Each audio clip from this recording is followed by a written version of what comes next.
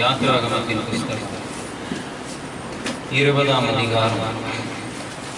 யாத்ராகமத்தின் புஸ்தகம் 20ஆம் அதிகாரம் 13ஆம் வசனத்திலிருந்து வாசிக்கலாம். கொலை செய்யாதிருப்பாயாக, விபச்சாரம் செய்யாதிருப்பாயாக, களவு செய்யாதிருப்பாயாக, பிறனுக்கு விரோதமாய் பொய் சாட்சி சொல்லாதிருப்பாயாக, பிறனுடைய வீட்டை இச்சியாதிருப்பாயாக, பிறனுடைய மனைவியையும் வேலைக்காரனையும் வேலைக்காரியையும் எருதையும் கழுதையும் யாதொன்றையும் இச்சியாதிருப்பாயாக.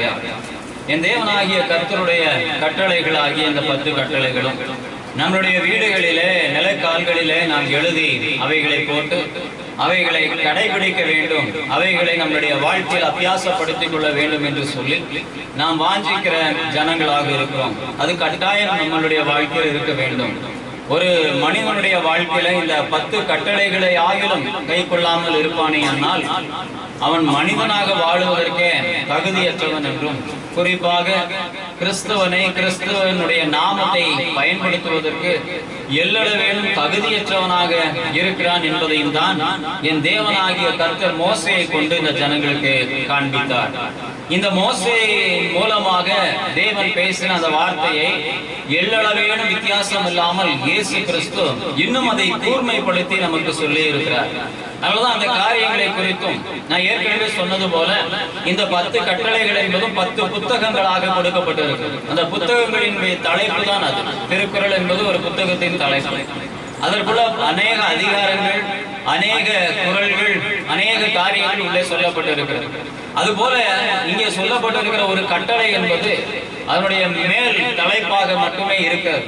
அதற்குள் இருக்கிற காரியங்களை நாம் கற்றுக்கொண்டால் தான் உன்னுடைய கிறிஸ்தவ வாழ்க்கை என்பது அது பிரகாசமாய், அது வெளிச்சம் உள்ளதாய், பிரயோஜனம் உள்ளதாய் மற்றவர்களுக்கு இருக்க முடியும். இங்கே இந்த 5 காரியங்கள் மிக முக்கியமானவைகளை ஒத்த வரியிலே அற வரியிலே அங்கே சொல்லப்பட்டிருக்கிறதை நாம் பார்த்து நாமும் நம்மளுடைய வாழ்க்கையில் அவைகள் அறவரியிலே அதை டிக் செய்து கொண்டு நாம் சரியானவர்களாக வாடுகிறோம் என்று நம்மை ஏமாற்றிக் கொண்டிருக்கிறோம்.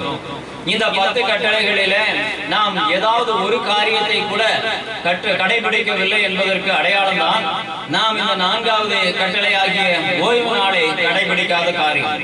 இருக்கிறதுலேயே ஈஸியானதுதான், இருக்கிறதுலேயே ரொம்ப ஈஸியானதுதான் ஞாயிற்றுக்கிழமை தூங்கணும். இதுதான் இருக்கிறதுல ஈஸியான கட்டளை. அந்த கட்டளையை கூட கடைபிடிக்காத ஒரு கிறிஸ்தவன் மீதமுள்ள 9 கட்டளைகளை எப்படி கடைபிடிக்க முடியும்? அதனாலதான் கடந்த வாரத்துல சிலவற்றை நாம் பார்த்தோம். உனக்கு உன்னுடைய பிள்ளைகள் தெய்வங்களாக இருக்கின்றன. சில நேரங்களில் உன்னுடைய வேலைகள், உன்னுடைய காரியங்கள், உன்னுடைய சரீரம் உனக்கு விக்கிரகமாக இருக்கிறது.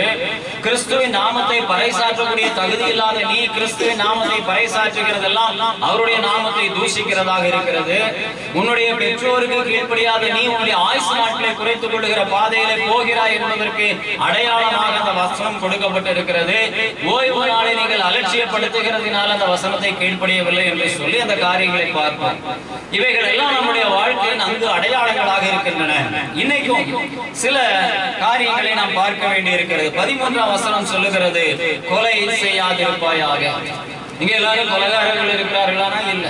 நீ சாதாரண மனுஷனை கொன்று போடுவாயானால் கொஞ்ச நாள் கழிச்சு சாக போறவன முன்னாடி நீ கொலை செய்யற, அதுவே மாபெரும் குற்றமாக எடுக்கப்படுகிறது. கொலை குற்றம், கொலைக்கான பிரயாசம், கொலை முயற்சி, இப்படி ஒவ்வொன்றுக்கும் ஒரு வித்தியாசமான சட்டங்களும் அந்த ஒவ்வொரு சட்டத்திற்கான சில தண்டனைகளும் கொடுக்கப்பட்டிருக்கிறது. ஒரு மனிதனை கொலை முயற்சி செய்து விட்டால், கொலைக்கான திட்டமிட்டாலே அதற்கு பயங்கரமான சட்டங்கள், தண்டனைகள் உண்டு. அப்போ ஒரு கிறிஸ்துவனுடைய வாழ்க்கையில் அவன் கொலைகாரனாக எப்பொழுது மாறுகிறான் என்றால், நீங்கள் மத்தேயு எழுதின சுவிசேஷம் 5ஆம் அதிகாரம் 21ஆம் வசனத்தை வாசிக்கலாம். கொலை செய்யாதிருப்பாயாக என்பதும் கொலை செய்கிறவன் நியாயத்திற்கு ஏதுவாய் இருப்பான் என்பதும் பூர்வ காலத்தில் உரைக்கப்பட்டது என்று கேள்விப்பட்டிருக்கிறீர்கள். அடுத்த வசனம், நான் உங்களுக்கு சொல்லுகிறேன், உன் சகோதரனை நியாயமில்லாமல் கோபித்துக் கொள்ளுகிறவன் நியாய தீர்ப்புக்கு ஏதுவாய் இருக்கிறான்.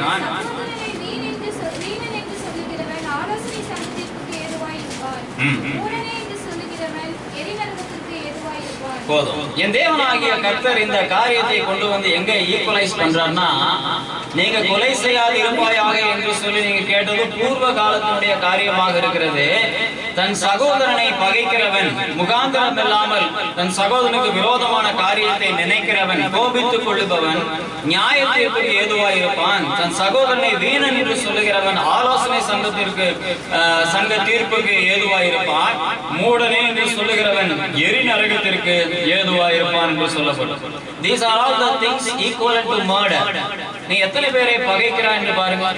டெய்லி ஒரு ஆளாக இருப்பாங்க. நமக்கு சாயங்காலத்துல கொஞ்சம் ரிலாக்ஸ்டா உட்காந்து யாரையா கேட்டோம்னா யாரையாவது பத்தி குறை சொல்லுவான். நீ அவன் சவகாசமே ஆகாது. அவனெல்லாம் செத்து தொலைஞ்சாதான் நல்லா இருக்கும், அவர்கள் எல்லாம் இல்லாமல் இருந்தால் நல்லா இருக்கும். அப்படின்னா என்ன அர்த்தம்? You are tending to murder. You are making an attempt for murder. ஒருத்தர் சாவணும்னு என்ன செய்யணும்? கொலை செய்யணும். அததான் வேதம் சொல்லுகிறது. நீங்கள் கொலைபாதகத்திற்கு ஏதுவாக இருக்கிறீர்கள். இயேசு கிறிஸ்துவினுடைய வார்த்தை, என்னுடைய வார்த்தை. இயேசு கிறிஸ்து சொல்லுகிறார், அந்த காரியத்துல முகாந்திரம் இல்லை. அந்த காரியத்துல உன்னுடைய வெறுப்பு. சும்மா முகாந்திரம் இல்லாம கொலை செஞ்சிருப்பானா? கண்டிப்பா செஞ்சிருக்க மாட்டான்.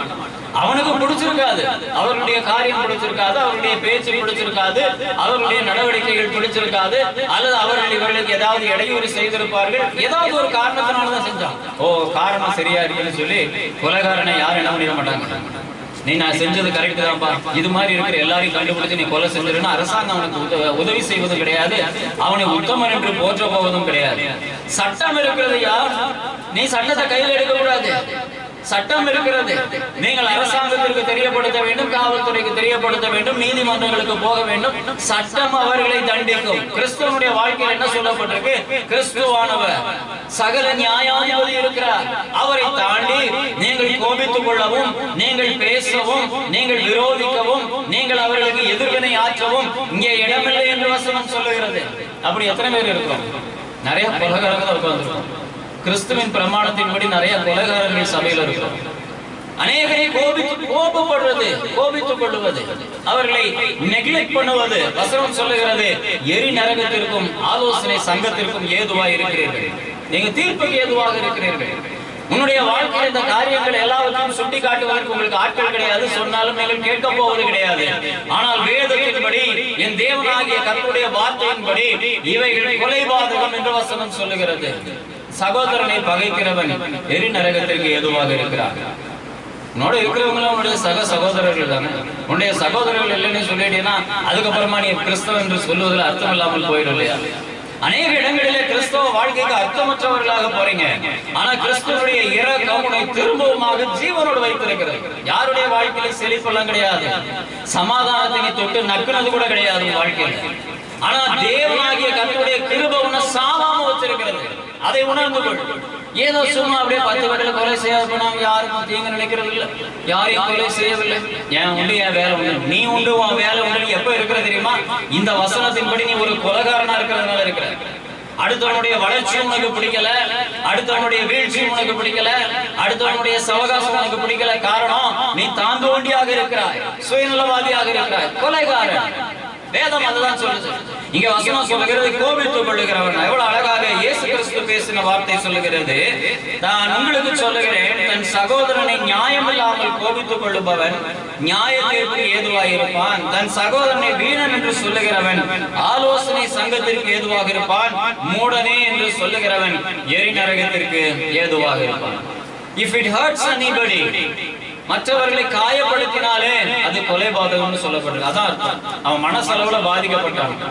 இன்னைக்கு நிறைய பேருடைய வாழ்க்கை மற்றவங்களை மனசளவுல பாதிப்பது கிடையாது. ஏன்னா நீ ஒரு வியாதி, நீ எதுக்கும் பிரயோஜனம் இல்லாதவன்னு முடிவு பண்ணிட்டானா அதுக்கப்புறம் அவனை பாதிக்காது. இன்னைக்கு அப்படி நிறைய பாவத்துக்கு நம்ம தப்பித்து போயிட்டு இருக்கோம்.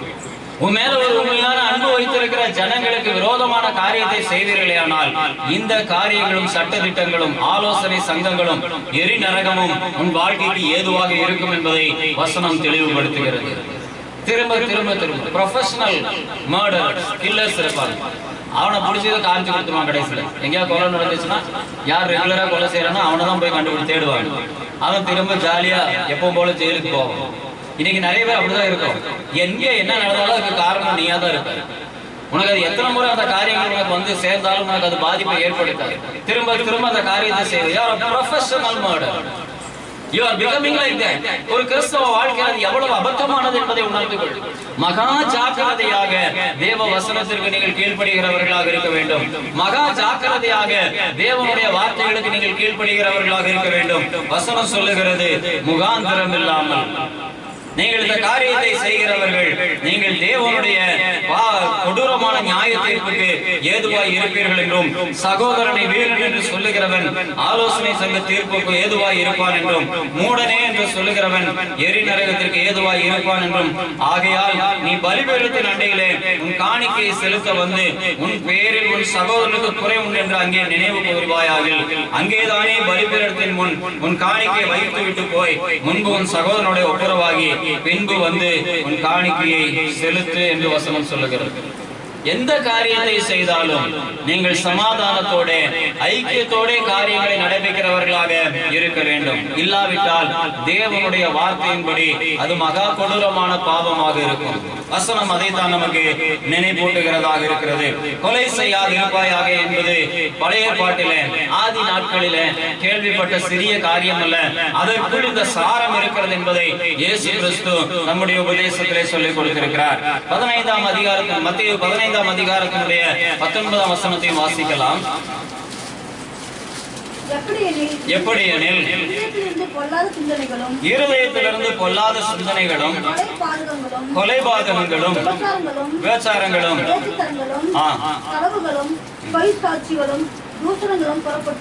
போதும். என் ஆண்டவர் சொல்லுகிறார், கையிலிருந்து கொலை புறப்படுறது கிடையாது. உன்னுடைய ஆயுதங்களில் இருந்து கொலைபாதகங்கள் புறப்படுவது கிடையாது. மாறாக வசனம் சொல்லுகிறது, இருதயத்திலிருந்து புறப்படும். அதனாலதான் as per the law of New Testament it says that you are already committing all the sins which were taken out from you because of the commandments. Commandments சொல்லக்கூடியது நிமித்தமாக உன்னிலிருந்து எடுக்கப்பட்டவைகள் எல்லாவற்றையும் நீ புதிதாக்கி நூதனமாக உன்னுடைய வாழ்க்கையில செய்து கொண்டிருக்கிறாய். It's something like artificial intelligence மாதிரி ஆள் இல்லாமலே வேலை செய்யும். கையில்லாமலே உன்னுடைய வாழ்க்கையில் எத்தனை பாவமும் வேலை செய்யும். நீ போகாமலே செய்வாய். ஒரு மனுஷன் உலகபூர்வமான கொலை செய்வதற்கு ஆயுதங்களை எடுத்துட்டு அந்த குறிப்பிட்ட நபர் இருக்கிற இடத்திற்கு பிரயாணப்பட்டு போய் நுணுக்கமாக அந்த காரியத்தை செய்யணும். ஆனா ஒரு கிறிஸ்தவன் நீ இருக்கிற இடத்துல, நீ உட்கார்ந்து இருக்கிற இடத்துல, நீ படுத்திருக்கிற படுக்கையில அநேக கொலைகளை செய்து கொண்டிருக்கிறார். இது இருதயத்திலிருந்து புறப்படும் என்று சொல்லுகிறார். What about your heart? உன்னுடைய இருதயத்தில் ஒருவனை பகைத்தால், உன்னுடைய இருதயத்தில் ஒருவனுக்கு விரோதமான கேடு நினைத்தால், உன் இருதயத்தில் ஒருவருக்கு விரோதமான காரியங்களை சிந்தித்தால், கிறிஸ்து சொல்லுகிறார், you are a murderer. நீ ஒரு ப்ரொஃபஷனல் மர்டர். உன்னுடைய வாழ்க்கையில எத்தனை நேரங்களில் அப்படிப்பட்ட காரியத்தை செய்கிறாய்? 15ஆம் அதிகாரத்தினுடைய இந்த 19ஆம் வசனம் நமக்கு அதை சொல்லுகிறது. இருதயத்திலிருந்து பொல்லாத சிந்தனைகளும் கொலைபாதகங்களும் என்று சொல்லப்படுகிற இவைகள் புறப்படும். This is the factory for making all the things away from commandment. உன் இருதயம் இயேசு கிறிஸ்து பார்க்கிற இடமாக இருக்கிறது. வெளியே போய் நான் இந்த காரியத்தை செய்யலன்னு சொல்லி இந்த கமாண்ட்மெண்ட், இந்த கட்டளையை நான் கை கொள்ளுகிறேன் என்று உன்னை திருப்திப்படுத்திக் கொள்ள முடியாது. அடுத்த வசனத்தை வாசிக்கலாம். 14ஆம் வசனம். விபச்சாரம் செய்யாதிருப்பாயாக. It is also a very short commandment. The heading and the name of the book given. வசனம் சொல்லுகிறது, விபச்சாரம் செய்யாதிருப்பாயாக. How can it be possible? We are all very perfect. உண்மைதான், வெளிப்புறமாக உலகத்தின் சாயலுக்கு தோற்றத்திற்கு உத்தமர்களை போல வாழ்ந்து கொண்டிருக்கிறோம். வெளியே இருக்கக்கூடிய வாழ்க்கையில இந்த கட்டளைக்கு யாருமே அவர்கள் குற்றவாளிகள் ஆக்கப்படுவது கிடையாது. எல்லாம் நியாயமாக்கப்படுகிறது. ஆனால் கிறிஸ்துவின் பிரமாணம் என்ன சொல்லுகிறது? மத்தேயு எழுதின சுவிசேஷம் 5ஆம் அதிகாரம் 27ஆம் 28ஆம் வசனங்களை வாசிக்கலாம். விபச்சாரம் செய்யாதிருப்பாயாக பூர்வத்தாருக்கு உரைக்கப்பட்டது. As far as it was taken under the commandment of கொலை செய்யாதிருப்பாயாக, இதுவும் சொல்லப்பட்டது. இது பூர்வத்தாருக்கு சொல்லப்பட்டதாக இருக்கிறது. நான் உங்களுக்கு சொல்லுகிறேன், ஒரு ஸ்திரீயை இச்சையோடு பார்க்கிற எவனும் தன் இருதயத்தில் அவளுடைய விபச்சாரம் செய்தாயிற்று. It's done. An attempt for making adultery, ஒரு விபச்சாரம் செய்வதற்கான முயற்சி, அந்த காரியத்தை செய்வது மகா பெரிய குற்றம். அதற்கு தண்டனை உண்டு. ஒவ்வொரு ஸ்டெப்புக்கும் ஒவ்வொரு வித்தியாசமான செக்ஷன் உனக்கு தண்டனை உண்டு. ஆனால் வேதம் சொல்லுகிறது, if you look at a person an opposite sex, அவங்களை எதிர்வினையாக பார்க்கிற நீ அவனோடு கூட விபச்சாரம் செய்தாயிற்று. ஆப்போசிட் போல்ஸ், உனக்கு எதிர்வினையாக இருக்கக்கூடிய மற்ற பாலினத்தவரை நீங்கள் பார்க்கிற பார்வையிலேயே வேதம் சொல்லுகிறது விபச்சாரம் செய்தாயிற்று. We are the most important culprits. கிறிஸ்தவனுடைய வாழ்க்கையில வேதம் சொல்லுகிறது, you need not move, you need not make a physical attempt, mentally you are already a great sinner. உன்னுடைய வாழ்க்கையில உன்னுடைய நீ செய்கிற ஒவ்வொரு அசைவுகளும் வேதம் சொல்லுகிறது அவைகள் கொடூரமான பாவத்திற்குரியவைகள். அதை செஞ்சுட்டு தான் உட்கார்ந்து விட்டுருக்கோம். யாரு யாருமோ பாவம் செய்யறாங்களோ இல்லையோங்கிறத உன் மனசுல உட்கார்ந்து நீ பாவத்தை செஞ்சு பார்த்துக்கிட்டு இருக்க. உன்னுடைய வாழ்க்கையில நீ மகா கொடூரமான விபச்சாரக்காரன். உன்னுடைய வாழ்க்கையில தேவ வேத வசனம் சொல்லுகிறது, நீங்கள் இருதயத்திலே நீ சிந்திக்கும் போது பாவம் செய்கிறீர்கள். You have already done it. எங்க போய் நீ இந்த வசனத்தை இந்த கமாண்ட்மென்ட்டை தாண்டி போக முடியும்? நீ செய்யாவிட்டாலும் மற்ற அநேக காரியங்களை நீங்கள் சிந்திக்கிறீர்கள். தவறான காரியத்தை நீ சிந்தித்தாலும் அந்த சிந்தனையில நீ பாவம் செய்தாயிற்று. அதுல மாற்றமே கிடையாது. அதனால வசனம் சொல்லுகிறது, நீங்கள் பார்க்கிறவைகளிலேயே உன்னுடைய வாழ்க்கையில அநேக பாவங்கள் இருக்கு. பாவம் செய்யும்படி செய்யறது அதை விட கொடூரமான குற்றம். ஒருத்தர் தற்கொலை பண்ணி செத்துட்டான்னா செத்தவங்க மேல என்னைக்குமே கேஸ் இருக்காது. உன செத்தாச்சு அப்படின்னு இந்த கேஸை முடிச்சிருவாங்க. முன்னாடி 10 வருஷமா அவன் பேர்ல கேஸ் போனான். ஆனா எவன் பேர்ல கேஸ் ஸ்டார்ட் ஆகணும், தற்கொலை பண்ணி சாகிற மாதிரி அவனுக்கு தான் அவன்ல இருந்து கேஸ் ஸ்டார்ட் ஆகும். தற்கொலைக்கு காரணம் என்ன? தற்கொலைக்கு தூண்டினவர் யார்? இவங்கெல்லாம் தான் அதுல they will be sought under for the case. அதே போலதான் இங்கே என் வேத வார்த்தையின்படி இந்த விபச்சாரம் நீ செய்யாட்டாலும் நீ சிந்திக்காட்டாலும் ஒருத்தவனை சிந்திக்கும்படி தூண்டுகிற உன்னுடைய உடைய ஆடை ஆபரணங்கள் இருக்கு பாரு, அங்க இருந்துதான் கேஸ் ஸ்டார்ட் ஆகும். நீங்க நிறைய பேர் விபச்சார காரணர்களாக இருக்கிறோம். விபச்சாரக்காரர்களாக இல்ல, காரணமாக இருக்கு. எப்படியாவது யாரையாவது கெட்ட சிந்தைக்குள்ள நடத்தணும். எல்லாத்தையும் ஒட்டுமொத்தமா அடைச்சு மொத்தத்துல சேலையை கட்டினா அந்த சேலையிலேயாவது ஒரு சட்டையில ஒரு ஓட்டையை போட்ட மாட்டோமான அலைகள் கேவலமான விபச்சாரக்காரர்கள். அதனாலதான் உன் சிந்தை கெட்டு கிடக்கிறது. உன்னுடைய செயல்பாடுகளிலே சீர்கேடுகள் இருக்கும் போது, உன் சிந்தைகள் சீர்கெட்டு போகும்போது நீ தொடர்ச்சியாக அந்த பாவத்தில் இருக்கிற. வேதம் சொல்லுது, you need not move for making a sin.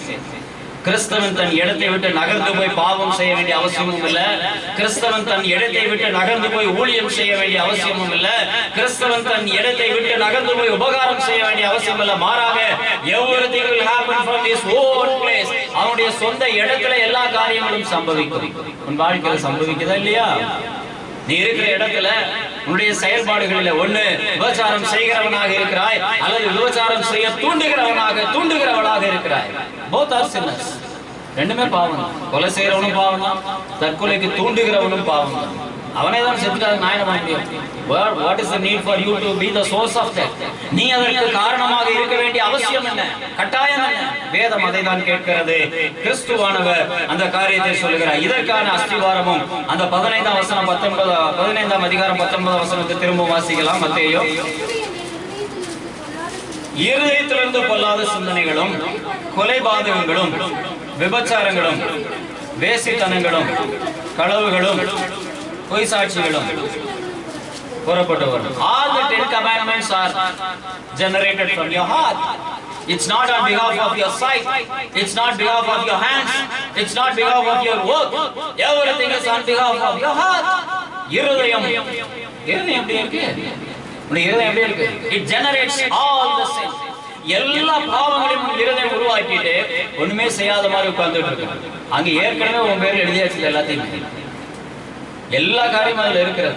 திரும்ப நீ 15ஆம் அதிகாரம் நீ எந்த நாளிலே எப்பொழுது யாத்திராகமா 20ஆம் அதிகாரத்தை வாசிக்கிறியோ அப்பவே நீ என்ன பண்ணணும்? மத்தேயு 15ஆம் அதிகாரத்தை எடுத்து 19ஆம் வசனத்தை வாசிக்கணும். அங்க ஒரு அதிகாரத்தை வாசிக்கணும், இங்க ஒரு வசனத்தை வாசினா போதும். Is it equal to that? உன்னுடைய வாழ்க்கையில இந்த காரியங்கள் இருக்கிறதான்னு பாரு. உன்னை நீயே எதையோ எடுத்து அடிச்சு கொண்ட மாதிரி இருக்கும். வேதம் சொல்லுகிறது 10 கட்டளைகளுக்கு கூட கீழ்ப்படியாத நீ எப்படி கிறிஸ்தவனாக இருக்க முடியும்? அடுத்த வசனத்தை வாசிக்கலாம். 16ஆம் வசனம் யாத்திராகமம் 20:16. 15ஆம் வசனத்தை வாசிக்கலாம். களவு செய்யாதிருப்பாயாக. பிறனுக்குரியதை நீங்கள் எடுக்கிறவைகள் திருடுகிறவைகள் களவுக்குரிய காரியமாக இருக்கிறது. களவு செய்யாதிருப்பாயாக ரொம்ப சாதாரண காரியம். அந்த காரியத்தை குறித்து நமக்கு புரிந்து கொள்வதற்கு ஒன்றுமில்லை. ஆனா எல்லாவற்றிலையும் களவு இருக்கு. உனக்கு உரியது இல்லைன்னா அதை நீ எப்படியாவது நியாயப்படுத்தி அதை தொடச்சு எடுத்து அதுக்கு கலர் அடிச்சு வச்சுக்கிற. 2 நாளைக்கு முன்னாடி ஒருத்தர் சொன்னாங்க, வேற ஒருவருடைய பணம் 2000 ரூபாய் என்கிட்ட கூடுதலாக வந்துருச்சு. நான் பார்த்தேன், இந்த 2000 இதுல இருந்து வந்துச்சா இல்ல அதுல இருந்து வந்துச்சான்னு தெரியல. கடைசியில அது எப்படியா இருந்தாலும் நம்ம கிட்ட நிறைய முறை ஏமாத்தி இருக்கிறாங்களே, அதனால அந்த 2000 இருந்துட்டு போட்டுன்னு விட்டுட்டேன். கலர் அடிக்கிற களவு உன்னோட இது கிடையாது. நீ ஒருவேளை 2 பேர்ல யாரிடம் வந்ததுன்னு தெரியல, இவனுக்கு 1000 அவனுக்கு 1000 பிரிச்சு கொடுத்திருந்தீங்கன்னா ஓகே, அல்லது யாராவது ஒருத்தருக்கிட்ட அதை திருப்பி கொடுத்திருந்தீங்கன்னா ஓகே. உன்னுடைய கையில் அதை வைக்க வேண்டிய அவசியம் என்ன இருக்கு? அழகா கோட் பண்ணுவோம், களவு செய்யாதிருப்பா. இது பேர் தான் திருட்டு.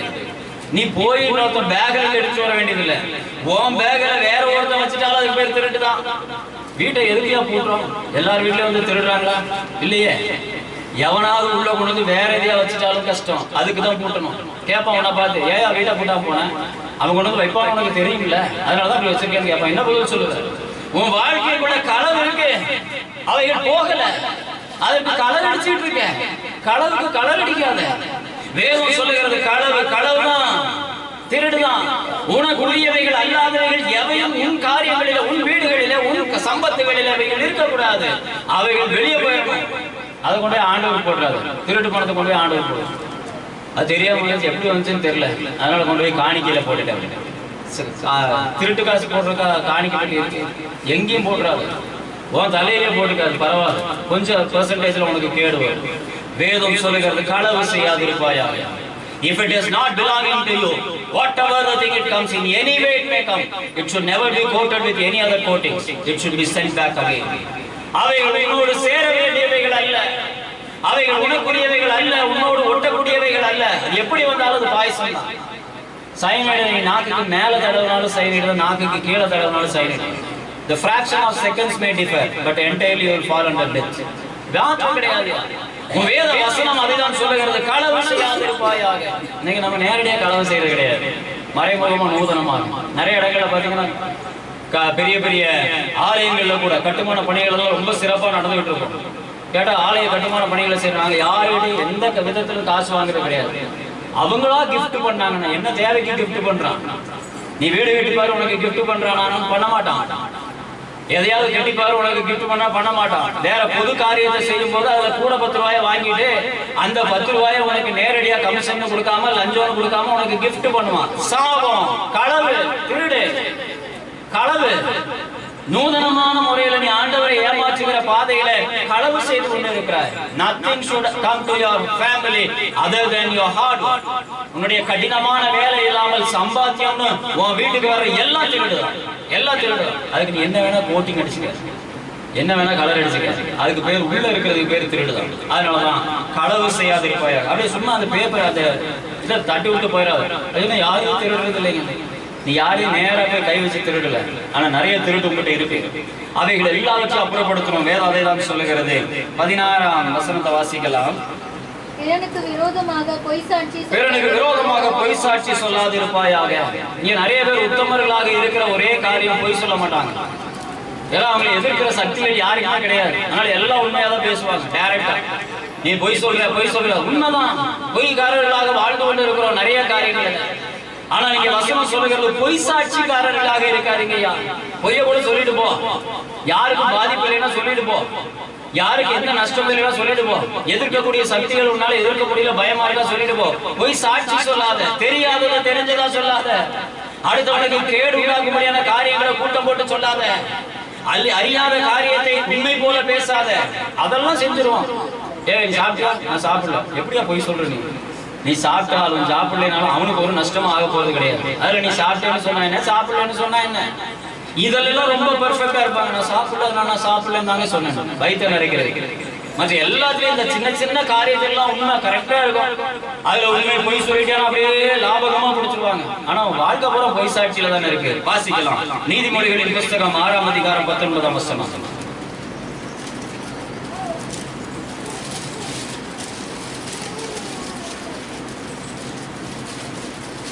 அபத்தம் பேசும் பொய் சாட்சி சகோதரர்களுடைய விரோதத்தை உண்டு பண்ணுதல் ஆகிய இவைகளே என் மகனே,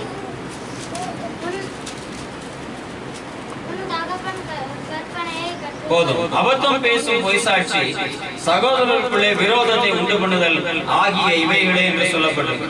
துரு ஆலோசனையை பிழைக்கும் இருதயம், தீங்கு செய்வதற்கு விரைந்தோடும் கால், அபத்தம் பேசும் பொய் சாட்சி. அத சங்கிய நீதிமொழிகளை எழுதுற ஞானி எவ்வளவு கோர்வையா கொண்டு வரான் பாருங்க. நம்ம கிட்ட இருக்கிறது அப்படியே பக்கத்துல இருந்து பார்த்துருப்பான் போல் இருக்கு.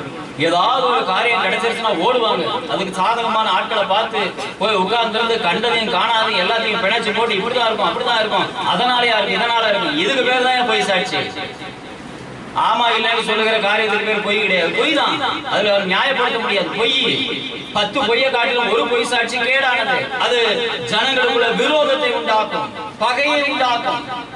உன் பொய் நீ சாப்பிட்டேன் சாப்பிடலன்னு சொல்லுகிற காரியங்களை பகையை உண்டாக்கிறாது. வேண்டுமானா இன்னொருத்தனுடைய மூர்க்கத்தை குறைக்கும் நீ சொல்ற பொய், விரோதத்தை குறைக்கும் நீ சொல்ற பொய். சில நேரங்களில் பொய் கூட அநேக மிக மோசமான பாவங்களுக்கு தடையை உண்டாக்கும். நீ பேசுற கெட்ட வார்த்தையை குறைக்கும் ஒரு பொய், நீ பேசுகிற அநியாய வார்த்தைகளை குறைக்கும் ஒரு பொய், கொலைபாதகங்களை குறைக்கும் ஒரு பொய். பொய் நல்ல காரியத்துக்கு பயன்படுது. பொய் சாட்சிக்காரனாக இருக்காத, காணாதவைகளை கண்டவைகள் போல் பேசாத, தீங்கை உண்டாக்காத, தீவனைகளை பிணைக்காத, துர் ஆலோசனைகளுக்கு இடம் கொடுக்காத, பொய் சாட்சிக்காரனாக இருக்காதன்னு வசனம் சொல்லுகிறது. நீதிமொழிகள் 14ஆம் அதிகாரம் 25ஆம் வசனத்தை வாசிக்கலாம். 14:25.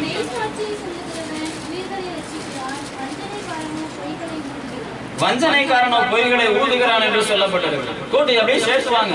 இப்படிதான் இருக்கும்னு நினைக்கிறேன், அப்படிதான் இருக்கும்னு நினைக்கிறேன். அன்னைக்கு கூட நான் போகும்போது அப்படி இருந்துச்சு. உடனே அதுக்கு 2 பேர் தூபம் போடுவாங்க. ஆமாமா போன வருஷமே அப்படித்தானே நடந்தது. நாசமா போயிடுவேன். என்னத்தை சாதிக்க போற இதுல, எத்தனை ஆத்மாக்களை சம்பாதிக்க போற இதுல, எத்தனை காரியங்களை மேன்மைப்படுத்த போற இதுல.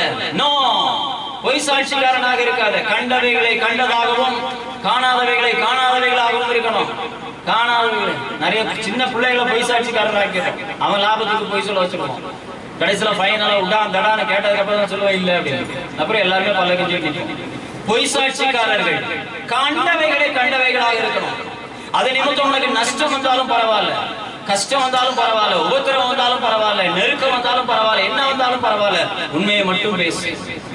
யாருக்கும் பாதிப்பு வராத காரியங்களுக்காக, மற்றவனை கொலைபாதகனாக மாற்றுகிற காரியம், மற்றவனை கெட்டவனாக சீரழிக்கிற காரியத்திற்காக நீ பொய்ய சொன்னா கூட பரவாயில்ல. உபகாரம் உள்ள காரியங்களுக்காக பொய் சொல்கிறார். உபத்திரவத்தின் காரியங்களை உண்டாக்குவதற்கு பொய் சொல்கிறார். பொய் சாட்சிக்காரனாக இருக்காதுன்னு வசனம் சொல்லுகிறது. இன்னும் பொய் சாட்சிகளை குறித்து நிறைய காரியங்கள் உண்டு. நீதிமொழிகள் 21-28 வாசிக்கலாம். பொய் சாட்சிக்காரன் கெட்டு போவான், செவி கொடுக்கிறவனோ எப்பொழுதும் பேசத்தக்கவனாவான். பொய் சாட்சிக்காரன் கெட்டு போவான் என்று வசனம் சொல்லுகிறது. கெட்டு போகிறவர்களாக இருந்து விடக்கூடாது. அதனாலதான் வேத வார்த்தையின்படி நீங்கள் பொய் சாட்சிக்காரனாக இருக்காதீங்க. கெட்டு போவான், செவி கொடுக்கிறவனோ எப்பொழுதும் பேசத்தக்கவனாவான். 25ஆம் அதிகாரம் 18ஆம் வசனத்தை வாசிக்கலாம். எனக்கு விரோதமாய் பொய் சாட்சி சொல்லுகிற மனுஷன் கட்டத்துக்கும் கூர்மையான அம்புக்கும் ஒப்பாவான். பிறனுக்கு விரோதமாய் பொய் சாட்சி சொல்லுகிற மனுஷன் தண்டாயுதத்திற்கும் கட்கத்திற்கும் கூர்மையான அம்புக்கும் ஒப்பானவன் என்று சொல்லப்பட்டிருக்கு. அவனுக்கு விரோதமான ஜனத்திற்காக என்ன பகைக்கிறாங்க, எனக்கு விரோதமாக இருக்கிறார்கள் என்று சொல்லி அவனை கெடுக்க வேண்டும் என்று சொல்லி பொய் சாட்சி சொல்லுகிறவர்கள் மோசமான நிலைமைக்குள்ள தள்ளப்படுவார்கள். அது ரொம்ப ஜாக்கிரதையா இருக்கும். அதனால பொய் சாட்சி சொல்லுவது கிடையாது, நாங்கள் பொய் சொல்லுவது கிடையாது, நீதிமான்கள் சொல்லாத ஒரு ஆளுங்க அப்படி கிடையாது. அதுக்கான அடையாளம் அங்கு அடையாளங்கள் யார்கிட்டையுமே கிடையாது. வேதம் சொல்லுது நாம் மோசமான நிலைமைக்குள்ள போகாதபடிக்கு இந்த யாத்திராகமம் 20ஆம் அதிகாரம் நம்மை நடத்தி கொண்டு இருக்கிறது. 17ஆம் வசனத்தை வாசிக்கலாம். பிறருடைய வீட்டை இச்சையாதிருப்பாயாக, பிறனுடைய மனைவியை இச்சையாதிருப்பாயாக, வேலைக்காரனையும் வேலைக்காரியையும் எருதையும் பிறனுக்குரிய யாரொன்றையும் இச்சையாதிருப்பாயாக. இன்னைக்கு நிறைய பேருடைய வாழ்க்கையில் இந்த பாவமே இல்லைன்னு நினைச்சோம். யாருக்கும் ஆசைப்படுறது கிடையாது, யாருக்கும் அவனோட வேணும்னு ஆசைப்படுறது இல்லை, அது மாதிரி வேணும்னு ஆசைப்படுற அதான் இச்சை. புரியுதா? அவனோட உனக்கு கிடைக்க போறது கிடையாது, செத்தாலும் கிடைக்க போறது கிடையாது. பிறனுடைய வீடு மாதிரி அந்த வீடு வேணும்னா உனக்கு கிடைக்காது, அது மாதிரி வேணும்னு நினைக்கிற பாரு, அதுக்கு பேர் தான் இச்சை. பிறனுடைய மூஞ்சி உனக்கு கிடைக்க போறது கிடையாது, பிறனுடைய மூஞ்சி மாதிரியே இருக்குன்னு நினைக்கிற பாரு, அது இச்சை. பிறனுடைய சேலை உனக்கு கிடைக்க போறது கிடையாது, கிடைச்சாலும் நீ கட்ட மாட்ட, அது மாதிரியே வேணும்னு நினைக்கிற பாரு, அது இச்சை. பிறனுடைய வாழ்க்கை உனக்கு கிடைக்க போறது கிடையாது, அது மாதிரியே வேணும்னு நினைக்கிற, அதுக்கு பேர் இச்சை. அததான் இங்க வசனம் சொல்லுகிறது. நம்ம உடனே அப்படியே லைட்டா அதை தள்ளிட்டு போயிடும். நான் யாருக்குமே ஆசைப்படுறது, யாரும் கொடுக்க போறது இல்லையே. என்னுடைய மனைவி உனக்கு கொடுக்க போறானா? கிடையாது. அது மாதிரியே வேணும் நீ நினைச்சா அது இச்சை. இதுக்கு நீ பிச்சை எடுக்கணும். கிறிஸ்தவ வாழ்க்கை என்பது இச்சையற்றதாக இருக்க வேண்டும். You should make a different personality. You should make a different attraction. You should make a different process. உன்னை பார்த்து ஜனங்கள் பொறாமைப்படும் வண்ணம் இருக்கும். அதான் கிறிஸ்தவ வாழ்க்கை. மீதி எல்லாமே பிச்சைக்கார வாழ்க்கை. இச்சையும் பிச்சை என்னை பொறுத்த வரைக்கும் ஒன்றுதான். அது எப்படிப்பட்டதாக இருந்தாலும் சரிதான், அது எவ்வளவு சிறப்பானதாக இருந்தாலும் சரிதான், அதை இச்சையாத. அதுதான் வசனம் சொல்லுகிறது. இதுக்குதான் லிஸ்ட் போட்டு சொல்றாரு என்னென்னலாம் நம்ம இச்சிப்போங்கிறத.